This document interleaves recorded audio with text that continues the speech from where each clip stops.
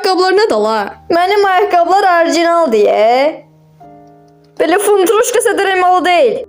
Mən beləsini geyinmirəm. Dəyişin bunu. Oyuncu 230. Zəhmət olmasa soxun bizə. Yoxsa indi burada nə var quş olduğunuzu göstərəcəm. Tanımasan sen beni ama tanıyırım ben seni. MC it oynadan. Kanalımın yeni takipçisi. Her defa senin videolarına bakırdım. O kadar bakırdım ki ahırda yıkıma girdi. Özüme söz vermiştim ki arada tutsam zıracağım seni. Ne demiştim ha sana? Ne demiştin? Bana para ver. Pulumuzu bir banka götüren sen iydin he? İndi ne oldu o karta? Eğer oyunda olsan, gel birini qazıb orada mən edəcəm səni. Sən də istəyirsən?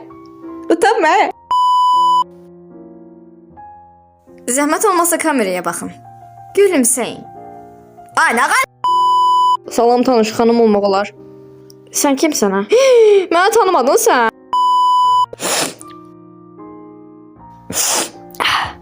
Zanlıyım, yaxşısa?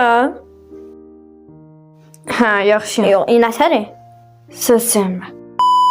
Al, marketdə günə baxan yağları 15 modelli qəpiyi yox, 13 manat 80 qəpik. Onu 11 modelli qəpiydi bə. Pişt. Bu kimdə? Sən də tanımadın, elə mi? Ev yoxdur, heyfim çıxacam havuzdan. Tənos sən əllərinlə yedizirsin. Ye, nuş olsun.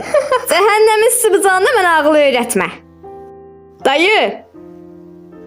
Boş sənərliyib əsəmmi korlama. Ağlı verəcəksənsə, ged uşaqlarıma ver. Bu nəsiyyətləri deyirəm. Uşağına ver. Dayı, qara dönədin. Allah dözün, qara dönədin.